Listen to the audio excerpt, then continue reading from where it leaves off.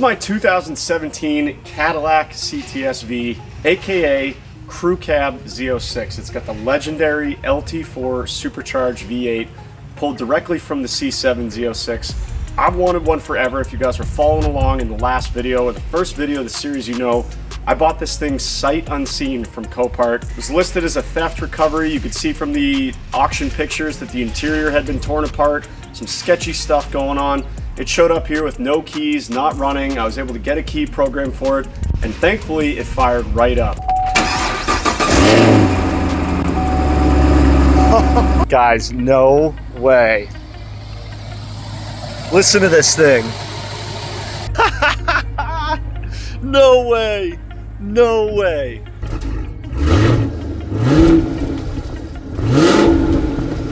A decent amount of the interior put back together, to even take it for its first drive and do its first burnout.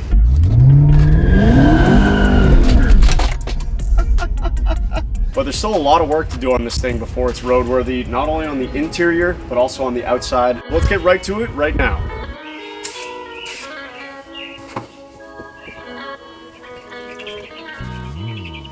Clean slate, baby.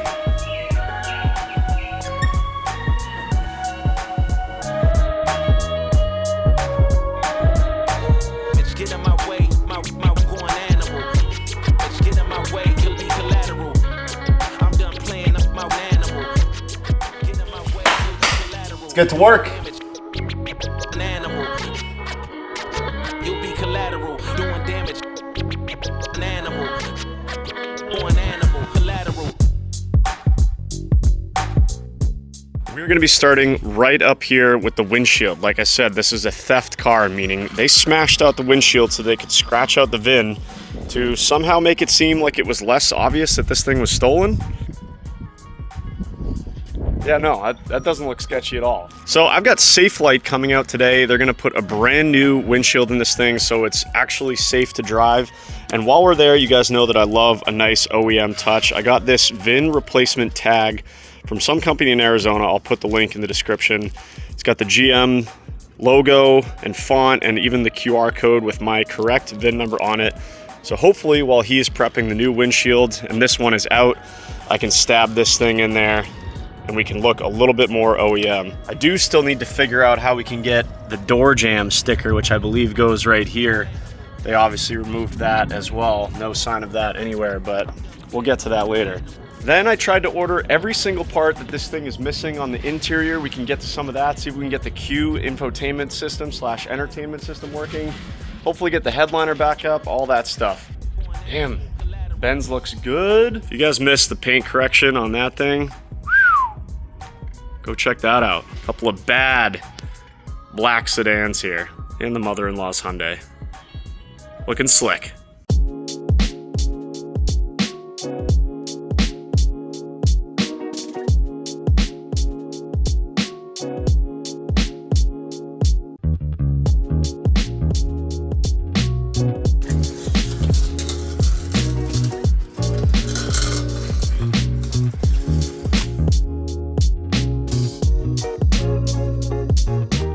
Huh, it's just like a piece of paper. I didn't know that. They covered it? They mangled it pretty good. Oh yeah, it's just a sticker. Yeah. I always thought it was something more like legit than that, but it literally is just... That's a mark. Yeah.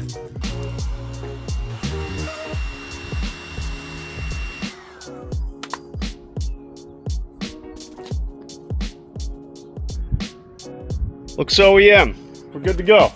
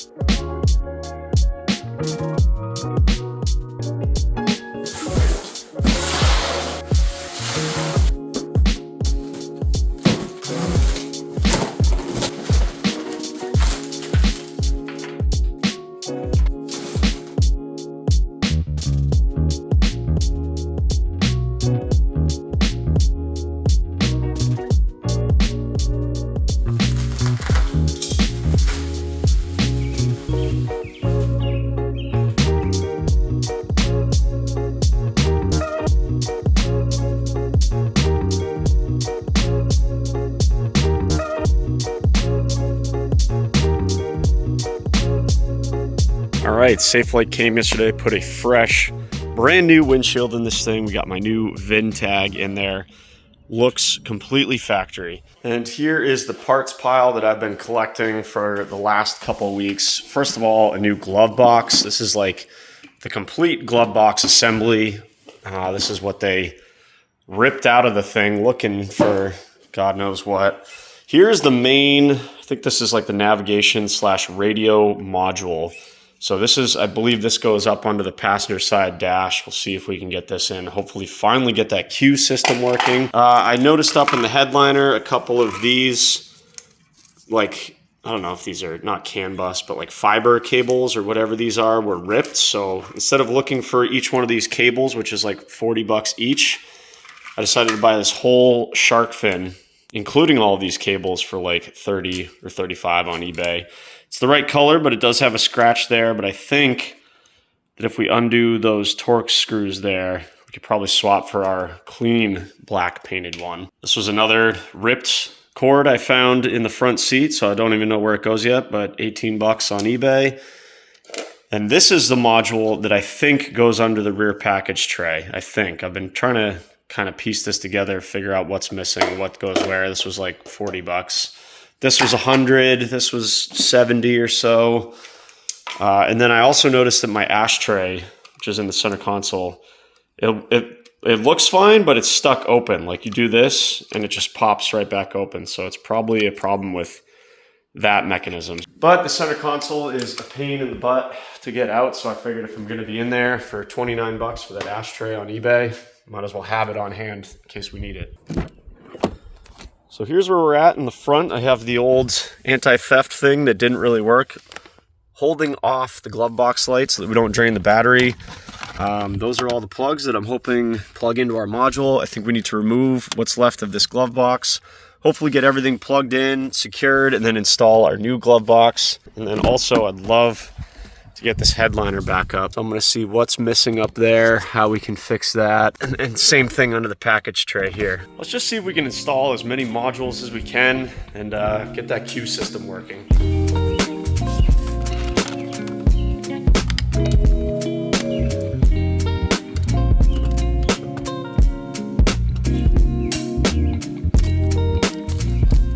Some sort of build sheet. I think this was in the trunk when we were first going through it. Hang on to that.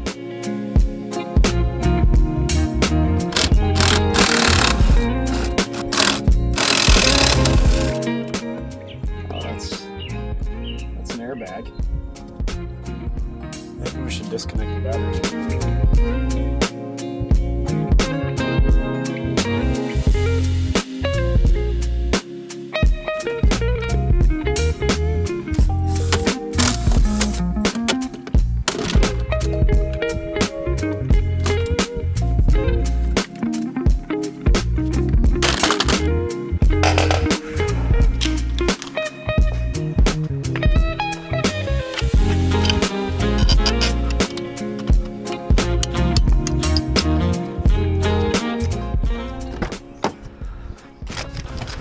See what she do. Theft locked. That's something. How do we unlock that? To the Google machine. Oh.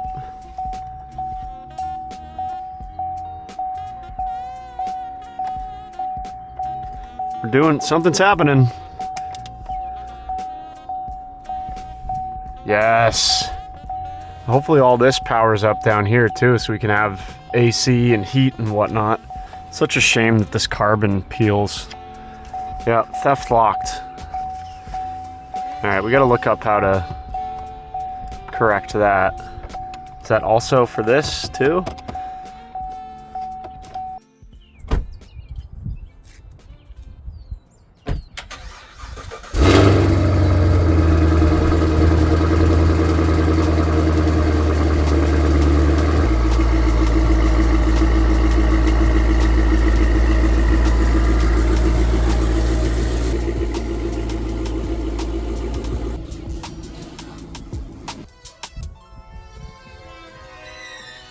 You know, it just cost me over $100 to fill up my wife's SQ7. It seems like everything these days is getting more and more expensive. That's why it's more important than ever to make sure you're on top of your finances. That's why I use Monarch. Monarch is a private, ad-free personal finance platform that brings all of your accounts into one clean, easy-to-read dashboard. And keeping track of your spending should not be a full-time job. Monarch is going to make it easy. It's going to give you a clear view of your fixed versus flexible spending and progress bars that are going to keep you honest. Monarch also uses AI-powered insights that explain spending increases, unusual transactions, or net worth changes. You got a subscription or something you forgot about that's just basically throwing money out the window every month? Monarch's going to be able to show that to you easily.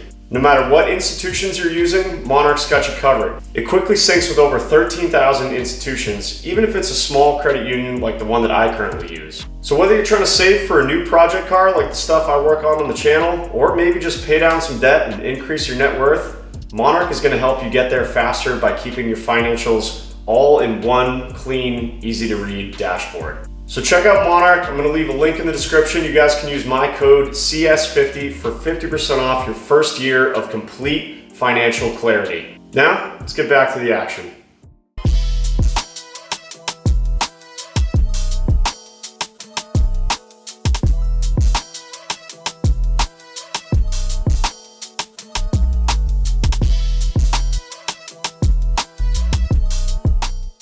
All right, we are just doing a full system scan using my new topped-on one. Close the door to get rid of that beeping, but this thing is scanning every module in the car. See what trouble codes it has now, and then I think my plan is to replace all the modules that I have and then scan it again and we'll see what's left. This thing is going to be critical in making sure we get rid of most of, if not all, the codes in this thing and make sure that this poor theft recovery CTS-V that had a bunch of modules ripped out of it is going to be running again. Damn, this thing is slick with the running lights on and everything. Shoo! Right now, the main goal is to get that Q system working. I'm hoping I don't have to go to the dealer and do something. I'm hoping there's something I can do with my topped-on unit that's going to match that module, which probably has the VIN of the salvage car that it was taken out of, to my VIN. Basically right now, I think the computer has recognized that the VIN on that body control module or radio control module does not match the VIN of this vehicle, and so it's locked us out. We're gonna figure it out. We gotta get our AC or HVAC controls and our Q system working. Also, check this out. I did not know this, and I guess you wouldn't know unless you kind of got right up on it when you had a windshield out. The GM VIN that's under your dash is just a sticker. That's it. Literally just a sticker. So the plate that we put in there is like a nice aluminum plate with a laser etched VIN and stuff. Anyways, here's what we got for faults on the whole system. So we're gonna have to go through these. I know I have an airbag light and a body control module is probably some rain sensors and stuff like that. We'll see if we can clear those later, but we really want to see if we can get to that immobilizer. Let's keep at it.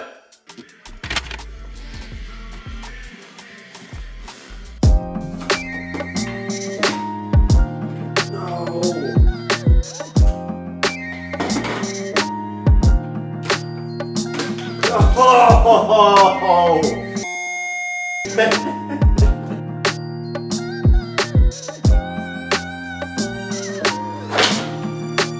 My car didn't come with a CD player, so I guess we swap in this little storage cubby.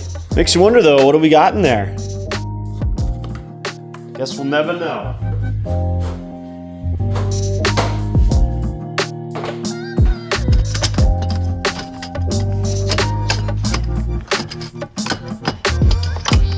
Oh yeah, something like a good snap feature. Love that. All right, how does this? Yep, that goes right there. Right like that. Ah, yeah, snap features.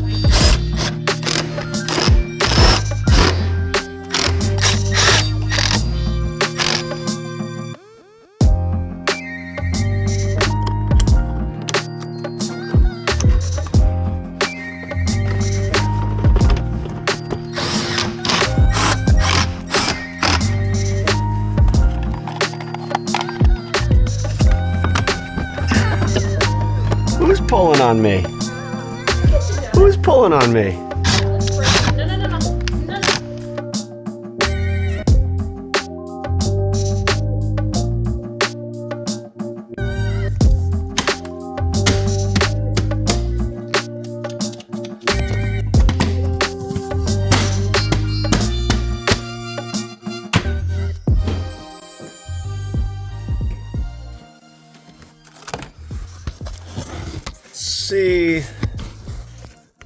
See if we can get all that figured out. I think it's really just this plug here or right here. Yeah, I think I got to take this shark fin down in order to fix this plug or just replace it. So let's get that down. I've had it with this headliner looking like this. Got to get it all fixed back up and figure out what's going on under here, what modules are missing.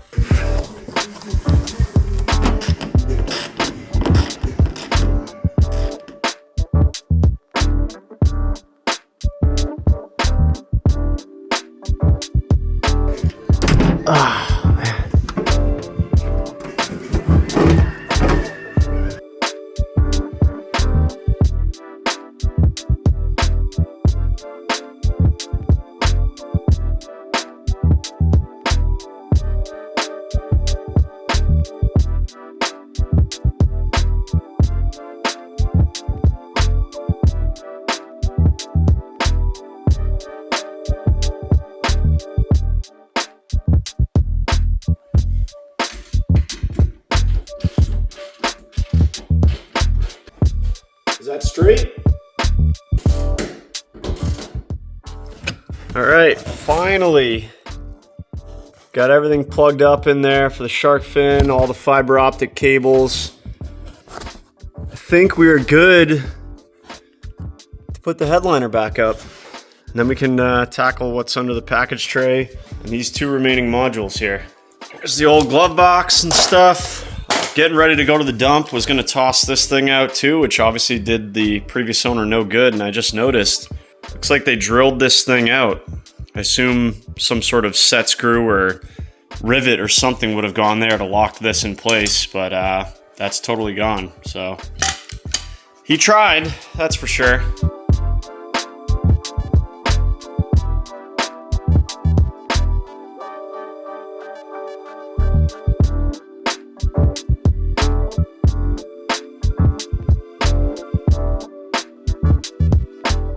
Headliner is back up, and I think the many hours of researching part numbers and, you know, interchange numbers and trying to find pictures of this package tray back here, which was next to impossible. Let me get in here.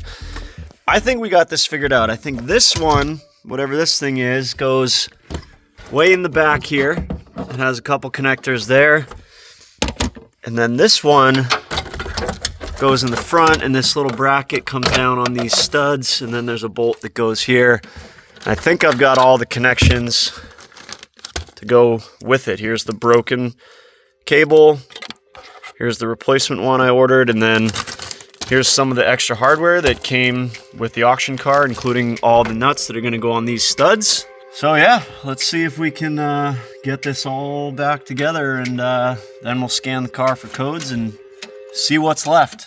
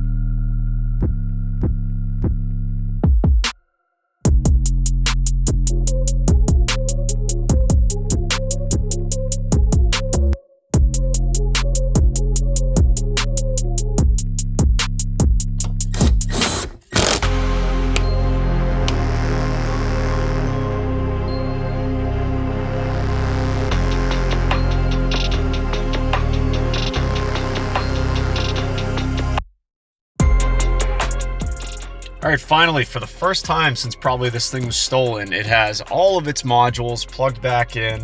Everything should have power. I still don't know why I don't have any power at the HVAC system up here.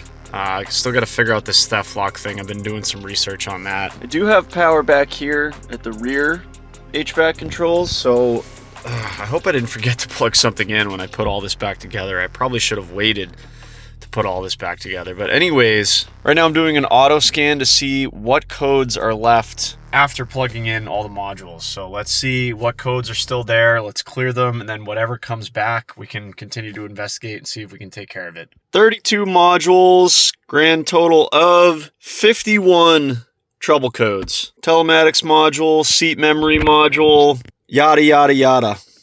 Let's delete all of them and see what comes back. To be fair, a lot of them are probably like low voltage or CAN bus errors from when I had the battery disconnected while I was doing a lot of this, just so, you know, stuff wouldn't drain. But we'll see how many come back once this is done clearing here in a second, and then see what else we need to tackle. One of the things is this passenger driver window does not work. That's a big problem for me. Got to get some airflow in here. You can hear it clicking. And it also appears that this window has had plenty of use, or maybe that's just, you know, cheap GM plastics. But I think we're going to pop this door panel off and see if it's the motor or the regulator or what's going on. All right, 51 down to 7. Got 4 in the body control module, 1 in the HVAC control module, and still 1 in the telematics module. Let's just look at this one. Cellular phone select service switch open. I don't know. We'll look into that, but it's a lot less than we had before. I don't know which of those modules I just replaced as the cellular service one. See about body control. This thing doesn't have that auto start stop, I don't think. Rain sensor, left front tire, blah, blah, blah. This is the one that I think we need to worry about. I think this is our issue right here. The question is how we fix it. Anyways, I'll do some research on these codes, see what the best path forward is. In the meantime, let's see if we can get this door panel off, see what's going on with this in case we need to order parts. And unfortunately, because I think it's kind of a big job, maybe take apart this center console to replace this ashtray, because that's going to bother my OCD too. So stay busy.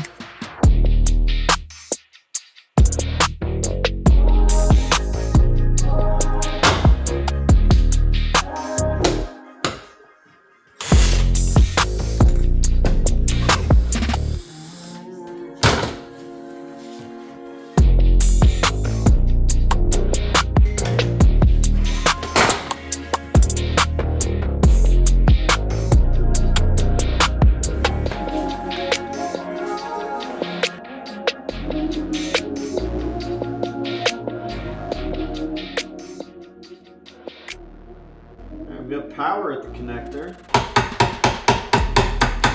Oh, we tried. Yep.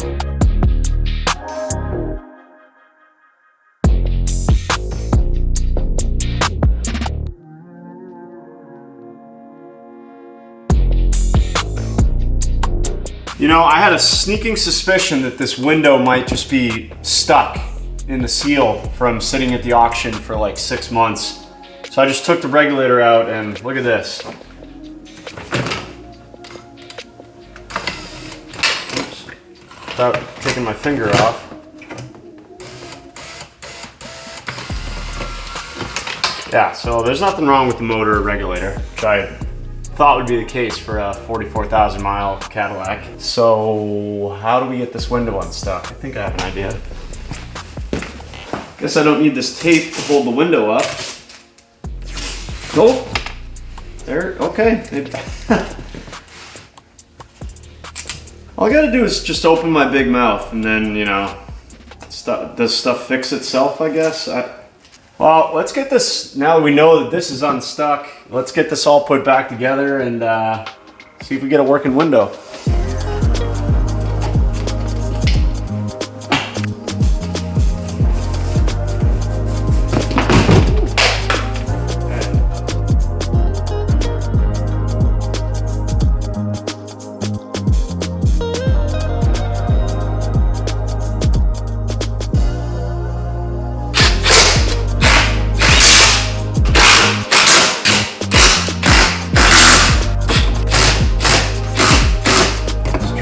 this again.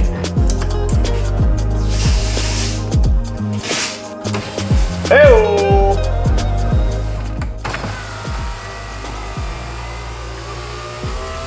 Oh! Auto down.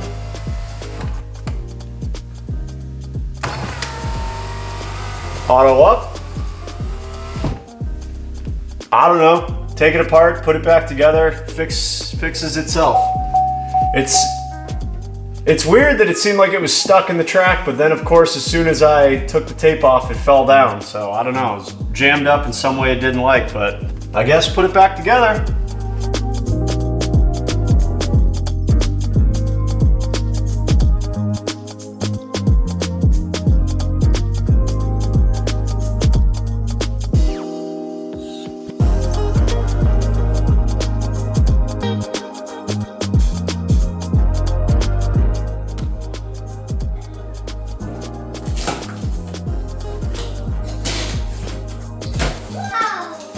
Wow.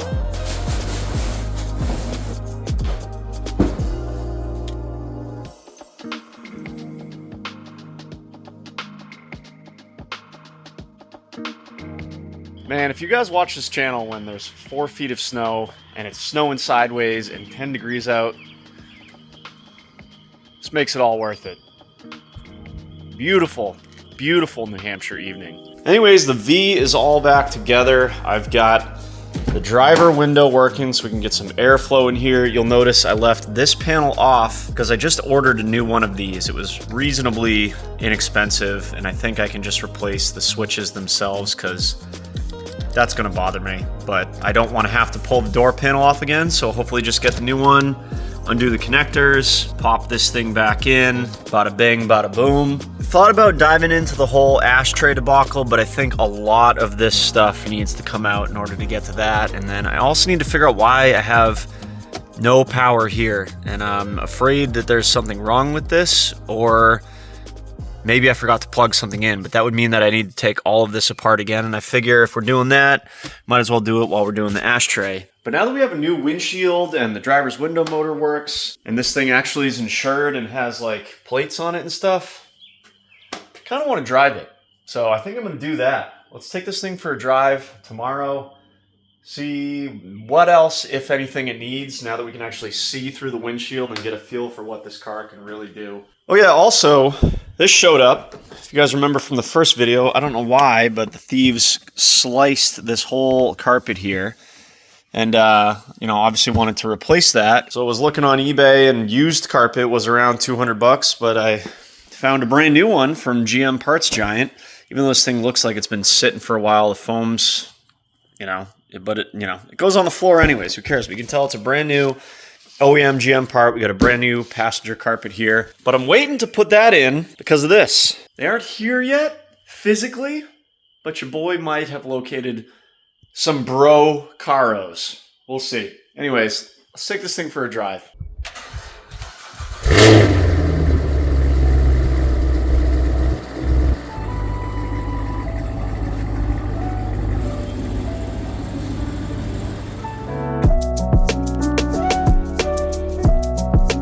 Still got this safety restraint system code we got to check out. Rear axle service. Let's just let's ignore all those. Nice. Got a full-on potato camera. Is that the best we could do in 2017? I feel like my F350 camera from 2018 is significantly better. You know what's cool is when you approach something, the parking sensors vibrate the whole seat, which is kind of cool. I know the GMs do that, but I've never had a newer GM. So that's kind of cool. Wonder if we were to put bro caros in this thing, if that would still work or not. Oh God, the front camera's even worse. Is that normal, or do these cameras need to be replaced? GM guys, let me know.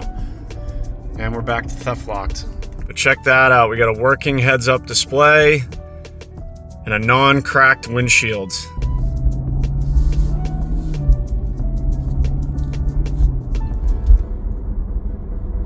Sunroof creaking on the Gen 3 CTS cars normal? Is that a common issue? Other than that, the car is silent, drives beautifully. It's nice to drive this thing without having a massive, multiple cracks in the windshield. Yeah, this is it. Looks slightly better than last time. Last time we drove this thing. Working heads-up display, at least the radio and trim is in place, even though we can't use it, can't change the HVAC. But certainly looks less sketchy going down the road. No, I haven't had this thing up on the highway yet. Let's see what she's got.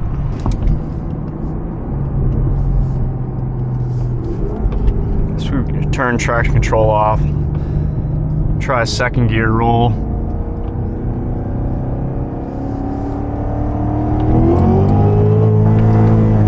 I guess it would help if I shifted. Third gear.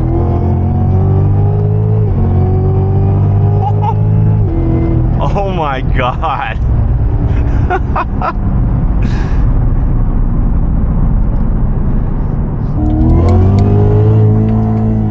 I guess it would help if I shifted. Third gear.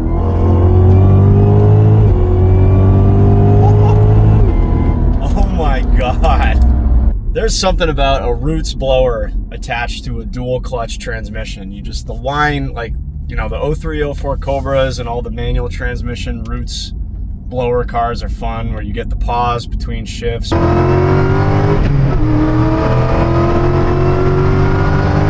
But just the whine pulls all the way through, and you just kind of hear the gear change in between.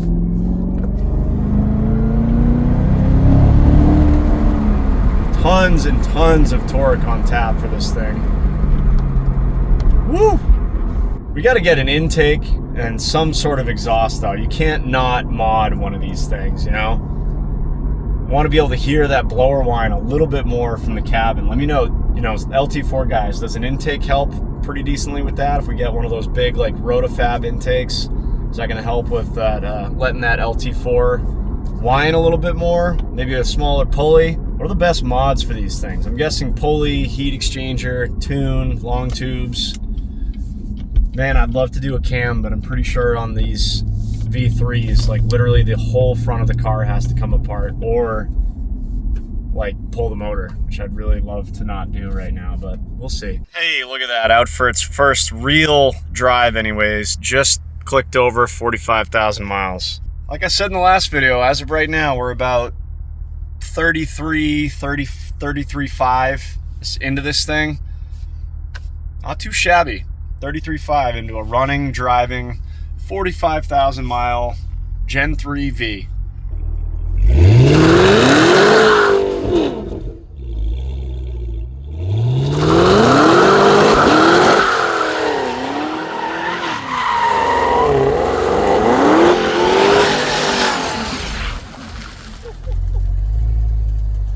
Forgot to put it in manual mode. It was grabbing gears when I didn't want it to. Also, it hit the brakes on me during the burnout.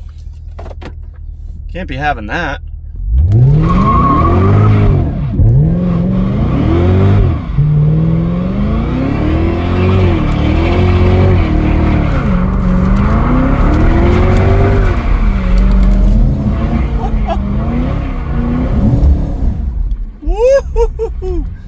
Oh my God, and the seatbelt is yanking me into another dimension. Oh boy, that is a lot of smoke.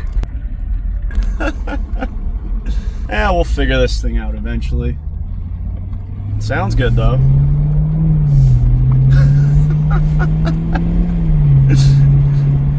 I can hear those rear tires just picking up rocks and stuff. They are sticky now.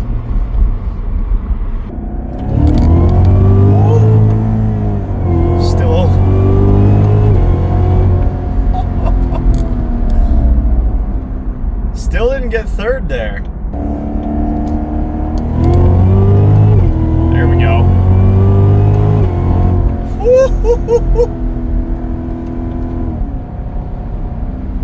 Damn.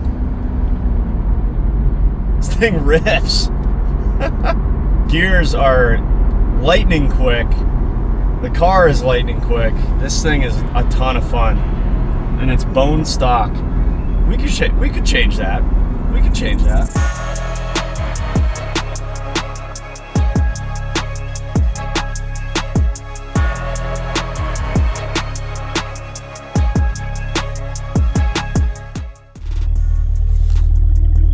sound pretty decent for a stock exhaust though.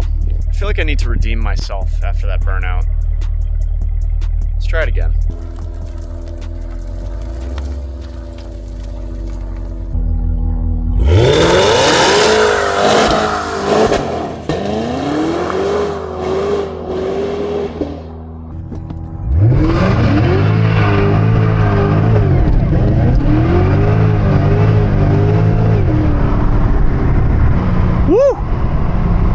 Still got to figure out how to hold a gear, but it'll boil all the way through third, and it seems very controllable, which is like that.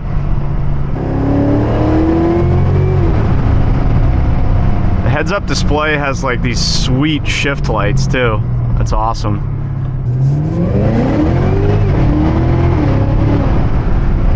Tires are good and warm now. They hook right up.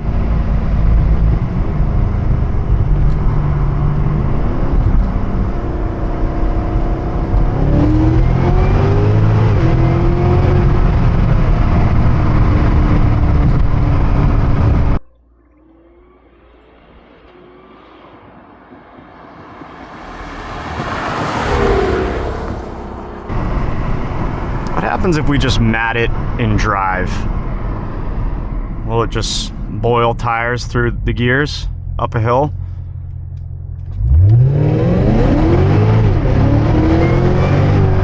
I think the tires are hooking up halfway decent right now, actually, surprisingly. Either that or we're just heat soaked, which is possible too.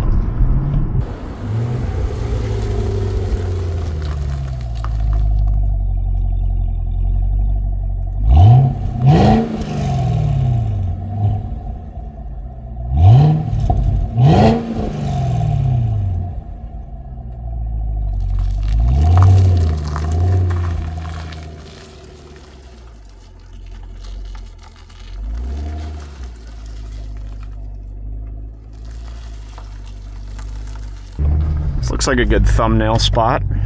These rear tires are so sticky. I guess I shouldn't be surprised if they were hooking up in second gear or first gear even. They're just basically glue at this point. All right, well, that is a solid 14-mile absolute beatdown on this poor thing.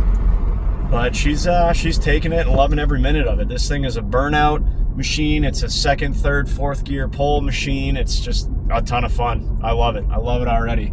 Even though I can't listen to the radio or adjust the climate control at all, but as long as it does burnouts and makes V8 noises and supercharger noises and burns 93 octane at $6 a gallon right now, I'm happy. Well, let's go back to the garage and see what else we can tackle right now.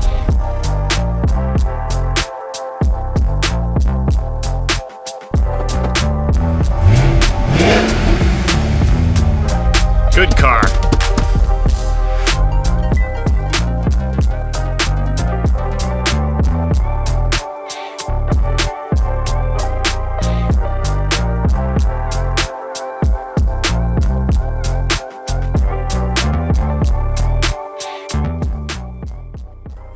So our driver's pretensioner, seatbelt pretensioner, it's giving us a resistance level high.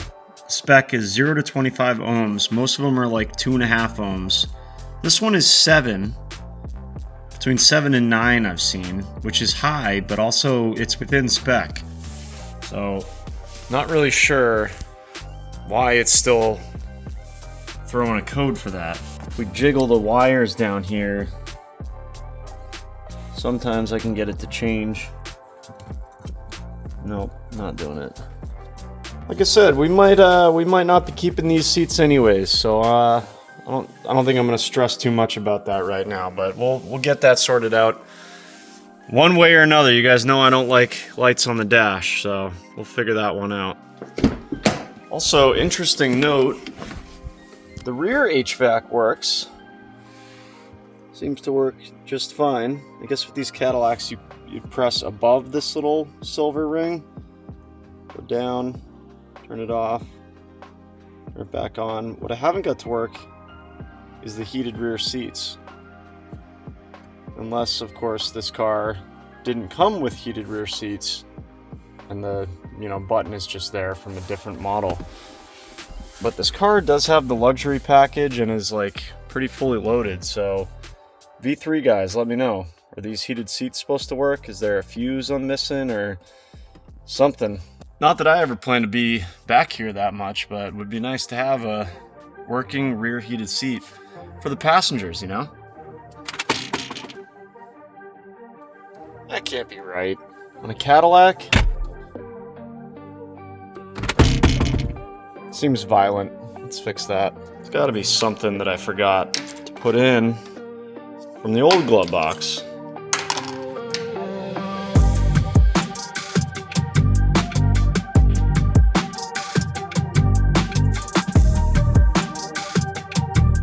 All right, so that right there with the string on it is our damper. And somewhere in here is supposed to be something that basically this thing is gonna ride on. String attaches to that thing and it rides in this little channel and damps the action of the glove box. Somehow I'm missing that. I don't think my old glove box had it, but that old glove box is already at the dump, so it doesn't really matter. But I mean, I took off every usable part from that glove box that wasn't the actual broken part itself, so I don't think it was in there. So now I need to scour some parts diagrams and figure out what little, probably $30 piece of plastic I'm missing, but it's gonna bother me if that glove box does that. Oh man, just found this in a pile of stuff I almost threw away, which is good because it's not available from GM. You'd have to get a whole new glove box. There we go. Oh yeah, butter smooth. See that? All right, that's one more thing fixed. More importantly, I need to figure out what's going on with my Q system. It's theft locked. I think on the older GMs, you could use like a pretty basic programming tool to fix them, but on these newer GMs, a lot of guys say the only way to fix it is to buy an HMI that is brand new or virgin, and then the radio will program itself to the HMI. There's videos and other guys on the web that say you can use like a J2534 pass-through, such as this one from Top Don, and like some of the GM development software, and then you can like on the dark web find some files that will allow you to change the VIN on that HMI, but it's not exactly clear how to do that, and I don't really want to mess anything up. I'm still kind of researching that. Then there's this other tool I found called the OBD Genie, which you basically, it's like an OBD thing like this. You just plug it in at 30 seconds and then your radio unlocks. That's it. So for 140 bucks or whatever that tool costs, it might be worth it. The only thing that's really giving me pause is why I don't have any power here to this HVAC thing. If you guys remember when I put this in, this whole thing is one big unit. So like, did I forget to plug something in? I really don't think so. I think that all the plugs in the back of this thing were occupied. Is it a fuse? I also don't think so. I haven't found any that are blown. Is it something not unplugged under there? Again, I don't think so. Everything, I just did that. Everything's plugged in. But like, why do I have no power at all here? But of course, do have power to the Q system. Is it because this is locked? I really doubt it. I feel like even if this was locked, the HVAC would still work, but we obviously need to get this working. Hopefully this whole unit isn't dead, in which case that's going to get a little bit expensive. So anyways, GM gurus, guys who have a Gen 3 CTS or a similar era Cadillac, how did you replace your HMI with a used part and get past the theft lock thing? If you've ever seen the HVAC section of that Q system without any power, let me know. I'm all ears. But huge progress made on the Cadillac in this video, guys. The interior is basically back together with obviously a couple of odds and ends still here to go. Just needs a good cleaning, and then this thing is ready for daily driving and maybe some mods in this area. Speaking of mods, I'm already itching to mod this thing with all the good usual stuff for an LT4. Pulley, headers, tune, intake, all that good stuff. Got to get a new splitter on order. Might do some blacking out of some stuff. We still got to figure out how to fix this nasty side trim here. I'm super excited to transform this car, but it's totally drivable now. I might even start daily driving it, see See how I like it. Thank you guys as always for watching. Hope you're enjoying the CTS-V V3 build. The best way to support the channel is to get on the website and order t-shirt, sweatshirt, whatever you guys want. I'll catch you in the next one.